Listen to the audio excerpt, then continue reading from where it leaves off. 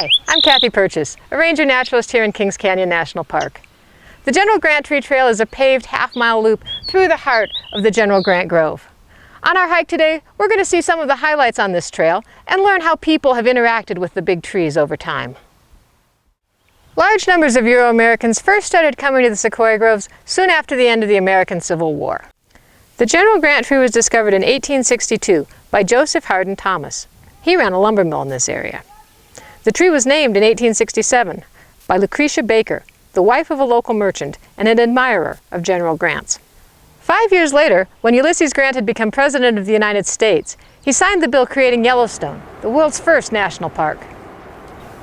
The area around Grant Grove was set aside in 1890 as General Grant National Park. Yosemite National Park was created in the same bill. That makes these two areas the country's third oldest national parks. In the early days, protecting the park seemed like a simple thing. Keep people from cutting down the trees, keep the sheep and cattle herders out, and put out all the forest fires. It turns out things were not that simple. Park managers planted these young sequoias in 1949. The Park Service had become concerned because no sequoias had sprouted naturally in this grove in over 50 years. We now know that this is because the park's caretakers had been putting out all the forest fires.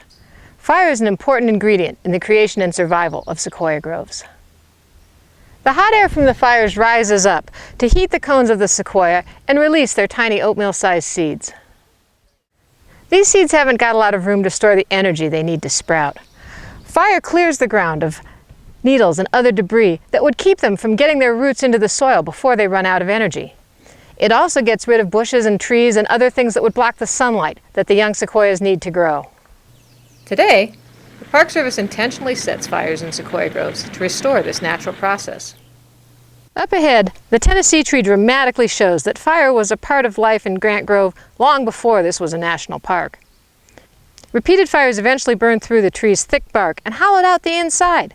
Yet this tree continues to grow. The name Tennessee tree comes from the days when Lewis L. Davis was the park's first civilian ranger. Ranger Davis invited people to name a tree after their home state. We know of 38 states that have trees named after them.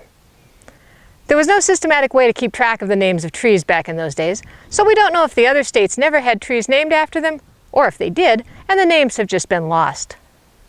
Naming a tree after a favorite person or place was one of the ways that the first visitors to these parks made connections to the giant sequoias. Even though all sequoias are special trees, some, like this one just ahead, do attract more attention than others. The General Grant is the world's second largest sequoia.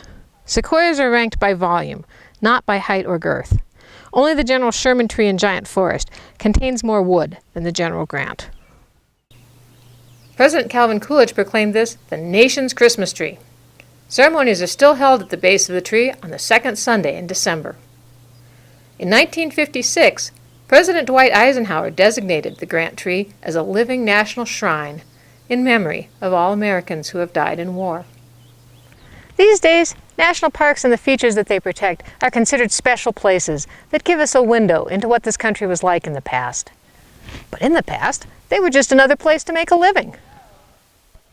In 1869, Israel Gamlin filed a claim on 160 acres of timberland surrounding the General Grant Grove. Gamlin was a French-Canadian immigrant who was working at one of the local lumber mills. Israel and his brother Thomas built this cabin from sugar pine logs in 1872. Sugar pine was the most valuable timber tree when logging was going on in the Grant Grove area in the late 1800s. Much of the sequoia that was logged was used for fence posts, or roof shakes, like the ones on this cabin. The Gamlins were the first white residents of Grant Grove. They grazed cattle here in the summer, before the Sequoia Grove was designated as a national park. General Grant National Park was created in 1890, but the Park Service did not exist until 1916. The first rangers in this park were members of the U.S. Cavalry. They used this building to store hay and grain for their horses.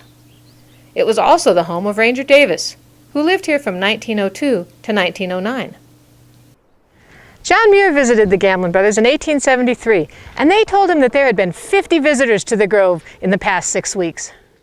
Since getting people to the trees back then was a challenge, promoters came up with the idea of taking a tree to the people. In 1875, loggers cut down this sequoia tree to take to the Centennial Exhibition in Philadelphia. They took a 16-foot section of the tree and hauled it out of the forest by bull team. Unfortunately, they had to cut it into pieces to be able to get it out of here. And when they got it to Philadelphia, the obvious lines where they put it back together made people think that this was a hoax. Several other sequoias were cut down later to send back east. Portions of the Mark Twain tree, which came from nearby Big Stump Basin, are still on display in the New York and British Museums of Natural History. Today, of course, the idea of cutting down a tree that's lived for over 1,000 years just to show it to people seems ridiculous. But now that we have airplanes and a modern highway, people from all over the world can come to Grant Grove and see the trees in the forest. All those visitors created a dilemma in August 1967 when this giant sequoia was hit by lightning. The top 25 feet of the tree shattered and caught on fire. Lightning-caused fires are a natural part of the sequoia forest, but the California tree is right next to the trail. The smoke, burning embers, and pieces of wood falling out of the tree posed a safety hazard to the people below. The National Park Service decided that this fire needed to be put out. Park forester Charlie Castro climbed up a fir tree next to the giant sequoia. Then he pulled himself hand over hand across a rope stretched between the two trees. He climbed up the California tree until he was about 15 feet below the fire. From there, he could use a hose to spray up into the burning treetop and put it out. Although lightning can set a sequoia tree on fire, most fires in the sequoia grove burn along the ground, not in the tops of the trees. The bark at the bottom of a giant sequoia is up to 3 feet thick and doesn't burn easily. This is important because tree ring studies show that fires used to happen in the sequoia groves about once every 7 to 25 years. Sometimes fires do burn through the bark and into the wood, as we saw in the Tennessee tree. The same thing happened to this tree when it was alive and standing. Once a normal tree got a hole in it like this, insects and disease would come in and cause the tree to die. But the giant sequoia has a chemical called tannin that keeps out the insects and disease and allows the tree to continue growing. As the fallen monarch shows, sequoias usually die not from disease, but by falling over. Even after they die, the tannin in the trunks keeps sequoias from decomposing quickly. The Gamlin brothers lived in it while they were building their cabin. That was over 125 years ago. After that, they turned it into a hotel and a saloon. The loggers who cut down the centennial tree lived here, and the cavalry used it as a temporary stable for their 32 horses. In the early days, the challenges rangers faced were things like preventing logging and learning how to manage fire. Today, these have given way to new challenges as we try to figure out the effects that things like air pollution and climate change will have on these special places. What will a walk on the Grant Tree Trail be like 100 years from now? We hope that this hike has inspired you to learn more about the giant sequoias and to discover ways that you can help preserve and protect Kings Canyon National Park for the benefit and enjoyment of future generations.